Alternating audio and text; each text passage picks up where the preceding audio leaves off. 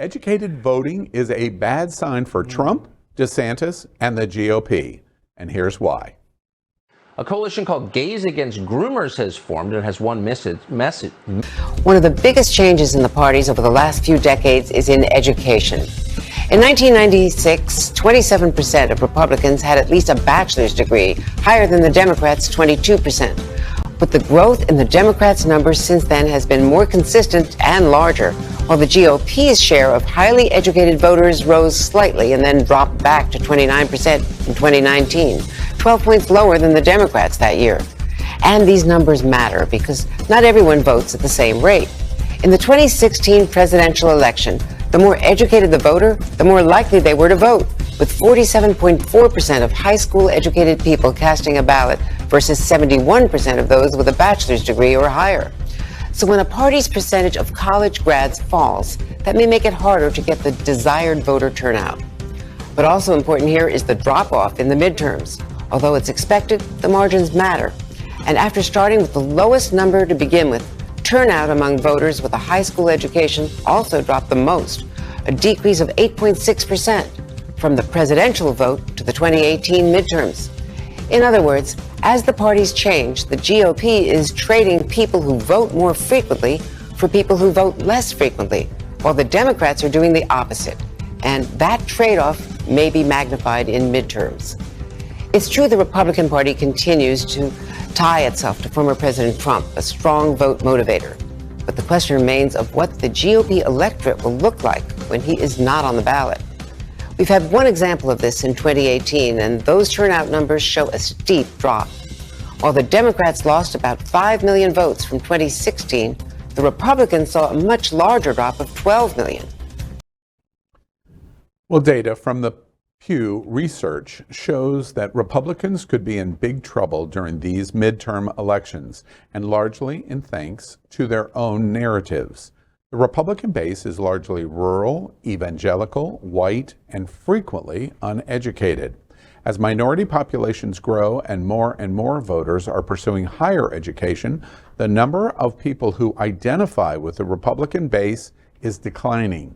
Uneducated voters may be easier to swing with speaking or talking points that are not evidence-based, but they are also more likely to become disenfranchised with voting because of it, especially narratives about stolen elections that make them feel like getting out to vote doesn't really matter. In rural areas where voting is already difficult, that means fewer and fewer people are voting Republican. Well, what do we think? Sounds like kind of good news. It's a heartwarming story. It's like Cinderella at the ball. This is when you want to pound the table and go to school, right? Right? Or stay uneducated and don't vote. That's a good option. You know, fascinating in Pew's findings that more than 10 years ago, 27% of GOP were college educated with a bachelor's degree, only 22% of Democrats.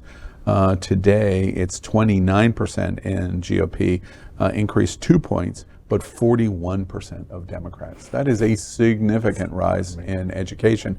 And Pew showing that you're more likely to turn out because you think voting is important, and that's a good sign. There's one really bad sign in this report for all of us.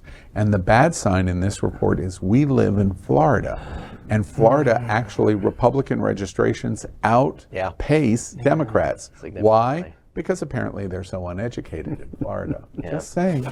Just a couple of years ago, there were 700,000 more Democrats than Republicans in the state of Florida. In a very short period of time, just those couple of years, there are now 200,000 more Republicans. That's a pickup of almost 1 million votes. Yeah. And do you think that's retirees moving here? Is that what the part where they A are? big percentage of it is retirees. Okay. The villages effect all over the state of Florida. A big part of it. And there also was some switch to non-party affiliation. That's part of that as well going on. And I mean, but I think what we have to realize in this story is that uneducated voters are also not equally spread across the country. So we can have a really high percentage of educated voters that are voting in New York and California, and that does nothing for the presidential election. So there are some negatives for Republicans here, winning the rural vote is very important. We have a lot of rural states. Two terrific examples, Jeff, of the point that you just made is first in 2016,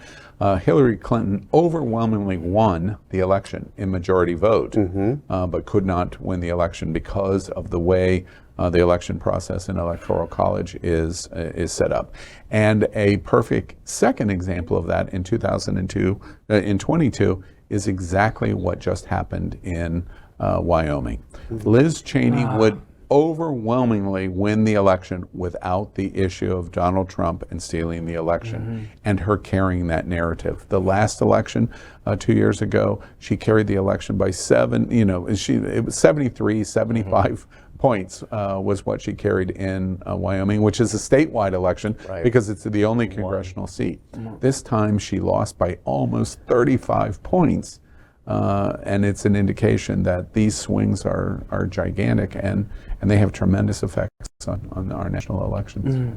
But it is an issue for Democrats losing blue collar voters, which is where you see non-college educated voters falling into the Republican hands. So hopefully we'll be able to reach those voters this coming election season. Right. LGBTQ plus news is vital for our community and for the broader world as a whole. We have enough enemies at Fox News. Tucker, Sean, and Laura are loud. We need passionate allies. Happening Out Television Network, Queer News Tonight, and It's Happening Out are literally out of the closet and into the headlines. Our community needs your support. Like this broadcast and subscribe now to ensure the growth of the entire LGBTQ plus community.